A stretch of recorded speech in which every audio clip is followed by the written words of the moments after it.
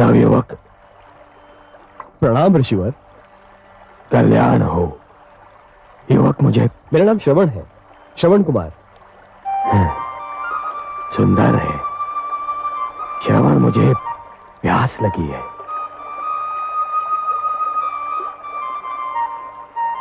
क्या बात है? मुनि श्रेष्ठ, आपके वस्त्र तो आपका परिचय देते हैं, परंतु आपके शस्त्रों से आपका परिचय समझ में नहीं आता।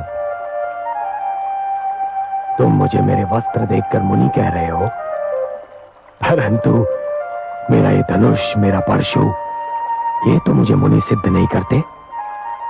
उच्च कुल का तो सिद्ध करते हैं। उच्च कुल? मेरा कर्म जाने बिना ही केवल मुझे देखकर ही तुमने मुझे उच्च कुल का सिद्ध कर दिया। आप अवश्य किसी श्रेष्ठ ऋषि की संतान हैं, परंतु मैं एक वैश्य मुनि और छोटी जाति की माता की संतान हूं। श्रवण, तुम्हें अपनी माता को छोटी जाति का कहते हुए लज्जा आनी चाहिए। माता तो माता होती है, जो पूजनीय होती है। व्यक्ति की पहचान उसके कर्म से होती है श्रवण। जन्म से तो सभी शूद्र होते हैं। जन्मना जायते शूद्राः संस्कारात् विजोच्यते। क्षमा करें, मैं तो आपका विचार करके कह रहा था। मेरे हाथों से जल लेकर। श्रवण, वायु हर श्रेणी के व्यक्ति को छू कर आती है, और हर श्रेणी के लोग उसी वायु से अपनी श्वास भर लेते हैं, शीतलता प्राप्त करते हैं। सूर्य की किरणें भी सभी के लिए समान होती हैं श्रवण। मेरा अर्थ समझ रहे हो ना? लाओ, मुझे जल दो, मैं बहुत प्यासा हूं।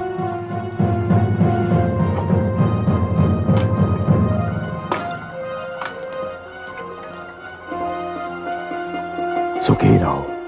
हे मुनिवर, आप मुझे अपना परिचय दें, बड़ी कृपा होगी, क्योंकि आज से आप मेरे आदर्श हैं। श्रवण, मैं ऋषि जमदग्नि और माता रेणुका का पुत्र परशुराम हूं। जन्म से तो ब्राह्मण हूं, किंतु कर्म से मुझे क्षत्रिय बनना पड़ा।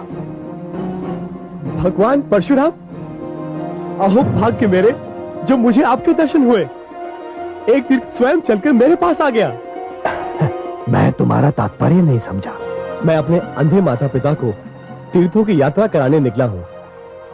वो जो बैठे हैं मेरे माता पिता हैं।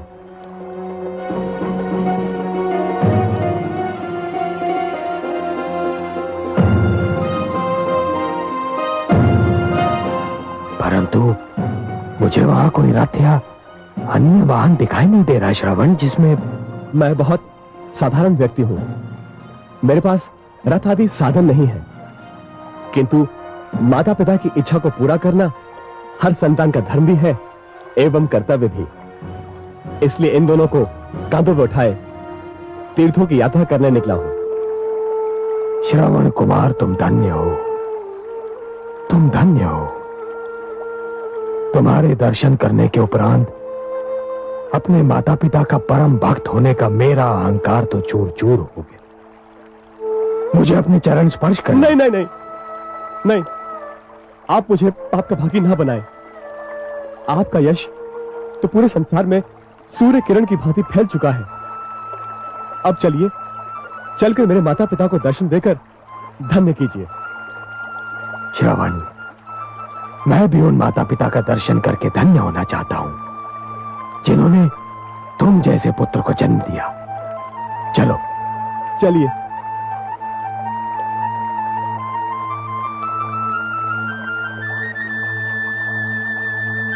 माता पिताश्री, भगवान परशुराम पधारे हैं।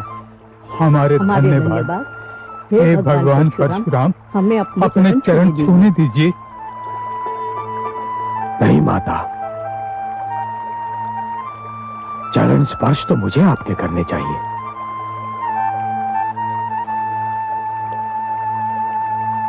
हे माता,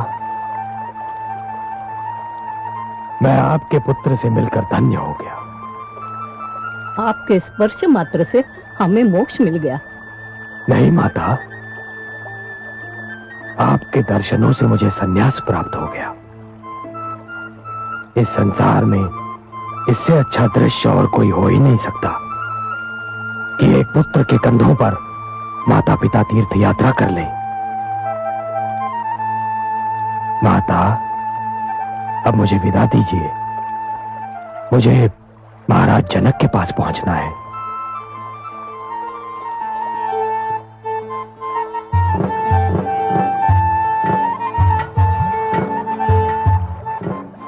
श्रवण,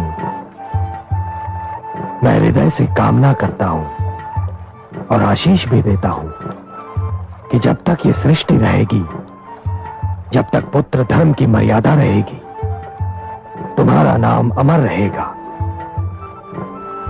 आयुष्मान भव, आयुष्मान भव।